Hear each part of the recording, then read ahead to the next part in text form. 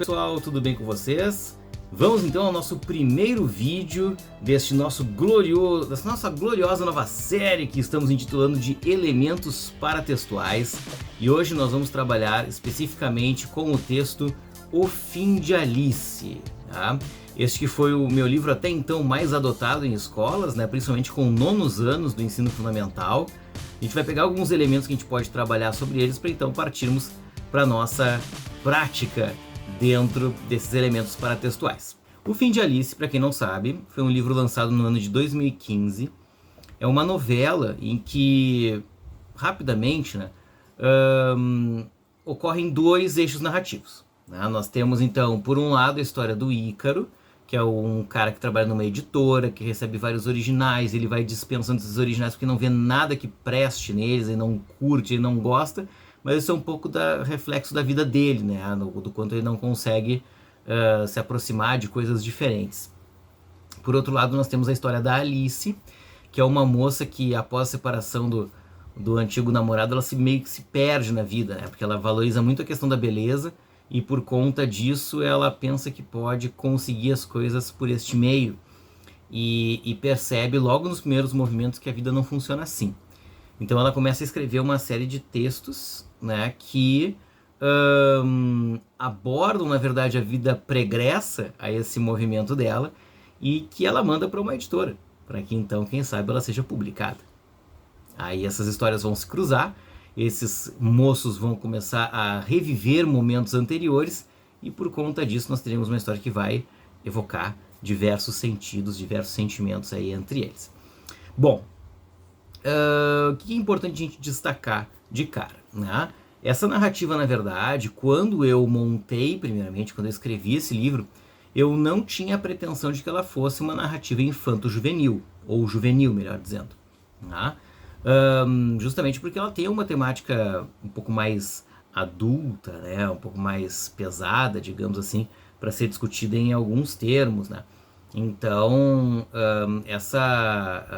essas ideias, na verdade, que vão sendo afloradas ao longo do texto, elas servem com uma boa condução para que essa gurizada acesse, de fato, uma possibilidade mais concreta de que a leitura ela é prática na sua vida e ao mesmo tempo que ela possa refletir sobre questões do seu cotidiano. Mas, como eu falei, depende de uma boa condução do nosso professor. Então, algumas propostas temáticas que são interessantes serem discutidas, eu vou destacar 3 em cada vídeo, para que a gente possa fazer valer esse material de uma maneira mais objetiva. Tá?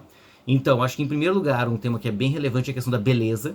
Né? A gente discutir os padrões sociais, né? Discutir as possibilidades, né? de encantamento das pessoas por meio daquilo que é mais visual ou material, ou que esteticamente lhe seja mais agradável. E se de fato isso leva, né, a situações que realmente sejam relevantes para a vida da pessoa. Né? No caso da Alice, por exemplo, como eu falei anteriormente, ela não vai ter isso. Né? Tem uma cena, por exemplo, em que a Alice ela estava lá com o seu então namorado, e ele tentando conversar com ela, e ela muito perdida na sua própria imagem, ela vendo o seu reflexo no espelho e se auto-admirando tanto, que ela começa a perceber que para ela é mais do que aquilo que a relação lhe proporciona. Então, por conta disso, ela acaba também se desfazendo desse relacionamento com o namorado. Mas esse é um aspecto, né? A gente pode ver também que ela passa em determinados momentos do texto se embelezando, construindo uma imagem muito positiva sobre si, mas se esquece sobre quem ela é, né? Ou quais são os seus problemas, as suas dores que não são discutidas, que ela não se permite falar sobre, ou não se permite avançar sobre elas, e faz com que, né, ela vá, entre aspas, adoecendo, de certa forma, né? Ela vai adoecendo psicologicamente, ela vai se maltratando ao longo do texto. Então a beleza é um tema importante de ser discutido. Outro tema importante que, creio eu, que tem uma validade bem séria, né, para as nossas construções em sala de aula, é a importância da escrita para a difusão dos sentimentos, ou para a difusão das ideias, né? Porque a própria Alice, enquanto personagem, né, ela é alguém que acaba encontrando numa escrita metafórica uma forma de tentar falar sobre si, porque ela não tem assim a pretensão, digamos, né, de sair expondo para todo mundo aquilo que ela é ou aquilo que ela bem entende dizer. Ela resolve construir uma história, né, que é o livro de Escila, e esse livro de Escila conta, numa metáfora da Alice no País das Maravilhas, um pouco do que é essa personagem e como ela vai se desenvolvendo ao longo da vida, né? E isso é a forma de dizer para as pessoas como ela se sente frente a elas ou como ela se percebe frente a esse mundo. Então, a importância da escrita como forma, né, de soltar, né, os seus sentimentos, as suas ideias, os seus valores, enfim, frente ao cotidiano. E um terceiro tema para nós fecharmos, então, é a própria questão da estrutura narrativa em si. Né? Porque, claro, a gente foge um pouquinho das temáticas, né, daquela questão mais, né, dos valores e sentimentos que são levantados pela obra, e se prende um pouco mais ao texto, porque a estrutura ela é diferenciada em relação a outros textos, digamos, que estão circulando por aí. Né? Como eu falei, são duas narrativas que se cruzam. E a cada capítulo tem duas vozes narrativas, porque quando tem um parágrafo fala da história do Ícaro, quando vem outro parágrafo fala da história da Alice. E eles vão se envolvendo até o ponto de se encontrarem. Né? Que uma das propostas que eu tenho, na verdade, né, ao longo das minhas escritas, é mostrar que enquanto uma história acontece, outras várias estão acontecendo e elas acontecem ao mesmo tempo. Então elas podem se miscigenar, inclusive, em função do que elas querem dizer para as pessoas. Portanto, esse também creio que seja um tema relevante para ser discutido com os alunos.